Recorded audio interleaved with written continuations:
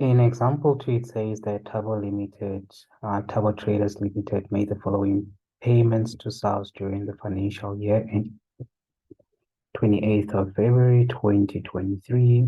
On the 31st of March 2022, they paid 27,000 that was still payable to SARS for income tax from the previous period. So it simply means that in the previous year, Turbo Traders was owing SARS 27,000, which is the year that ended on the 28th of February 2022. And that amount was paid on the 31st of March 2022. And then they said the first provisional payment was made on the 31st of August 2022, which was 95,000. And the second provisional payment was made on the 28th of February 2023, which was 120,000. Please note that all these amounts will be recorded in the CPJ that relates to that specific month. And they said Turbo Traders Limited calculated the profit before tax for the year ended 28 February 2023 to be 600,000.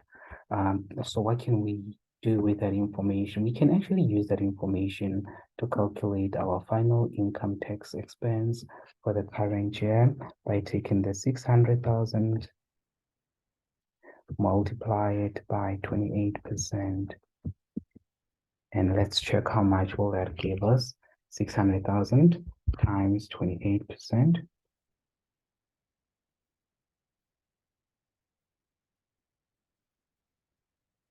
That will give us 168,000.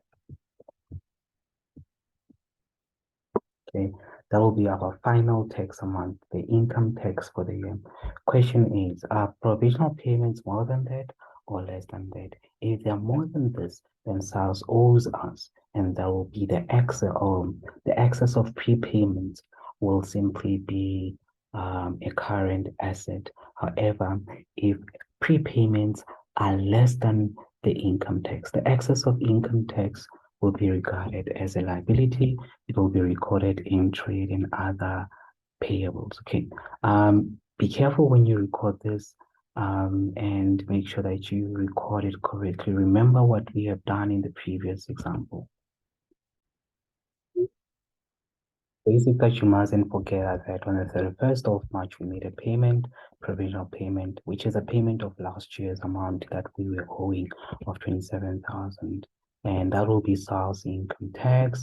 And we also made the first provisional payment on the 31st of August 2022. It will be SARS. We made that payment to SARS. It was 95,000, and create an asset account, which is SARS income tax. And then we made the final provisional payment at the end of the financial year, which was the 28th of February 2022. And obviously that amount was 120,000 Rand.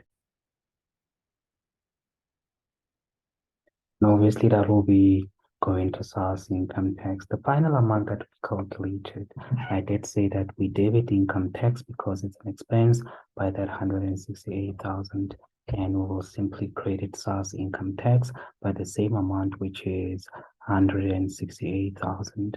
When we record this in our statement of financial position account section in your general ledger, we'll start with the amount that we were owing last year. Obviously, it will be on the credit side. The liability will be on the credit side, and we were owing 27,000 Rand, of which we paid, by the way, on the 31st of August. And the amount that we paid was the same amount of 27,000 Rand. And then after making that payment, we made two provisional payments. Remember, provisional payments will always be recorded on the debit side. Okay, these are simply provisional payments. They represent the prepayments.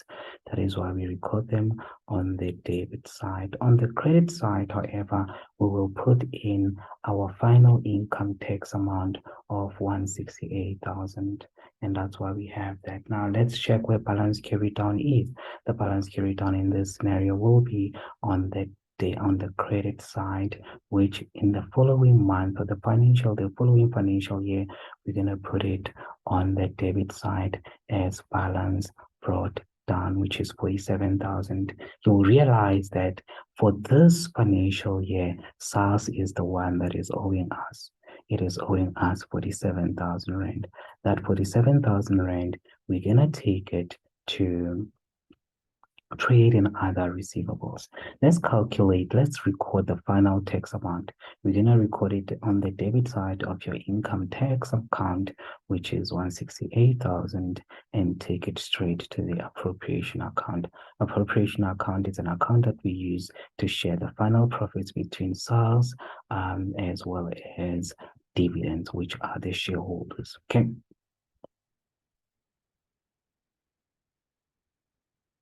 Now, when we record this in the accounting equation, please note that our provisional payments, we're going to record them as plus and minus because a SARS asset is created and the bank asset will be decreasing. However, please note here, our SARS income tax, when you add that 65,000 Rand with, 95,000 Rand, when you add it with that 120,000 Rand, it'll simply give you 215,000 Rand, which is way more than our final income tax. But we don't have to limit it here. We just write the final income tax that we incurred as 168. And then we're gonna reduce our owner's equity by that 168,000. Please note that the liability is 0. But note that under assets, when you take that 215 and you minus that 168, you'll be left with 168,000. Actually, you'll be left with an asset of 47,000, okay, which is basically an asset that we have, I don't want to say entitled to, but obviously we can claim a refund on that. In essence, you can say we are entitled to it. Note that the refund, the business will not go to SARS and ask for a refund. Instead, it will keep that amount with SARS, and next year that amount will be offset against any other income tax that we have incurred for the next financial year. Hence, we take it straight to trade in other receivables, which in this case, it will be 47,000 Rand. Okay. Please check out the next video. It'll be SARS income tax lesson 3.